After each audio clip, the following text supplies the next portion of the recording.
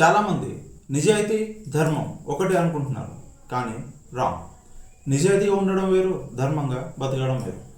అవసరం తీరితే తప్ప ప్రాణం ఆగదు. ఎవరు సాయం చేసే పరిస్థితి లేదు.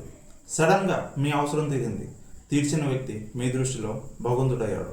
ఇంకా మీలోని హీరో నిద్రలేచి ఎట్టి పరిస్థితుల్లో అయినా నా ప్రాణం అడ్డం వేసి అయినా సరే మీ ప్రాణాలు కాపాడుతా అని ఒక భీష్మ ప్రతిజ్ఞ చేశాడు. అలానే కాపాడుతున్నాడు. కానీ ఆ వ్యక్తి ఒక స్మగ్లర్. ఇప్పుడేంటి పరిస్థితి? ఇచ్చిన మాట తప్పని మీరు నిజాయితీపరులే, కానీ ధర్మాత్ములు కారు. మీ నిజాయితీ ధర్మం ముందు ఎప్పుడు తల ఉంచుతుందో అప్పుడే మీ నిజాయితీకి ఒక విలువ. లేదు అంటే ఎప్పటికీ మీరు చేసేది దుర్మార్గమే. మహాభారతం చదివే అలవాటు ఉంటే తెలుస్తుంది.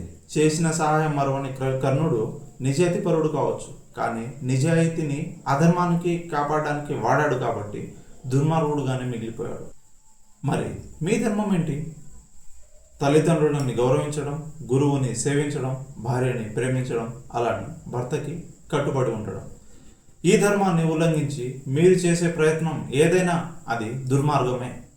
Realise it, regret it and repolarise it.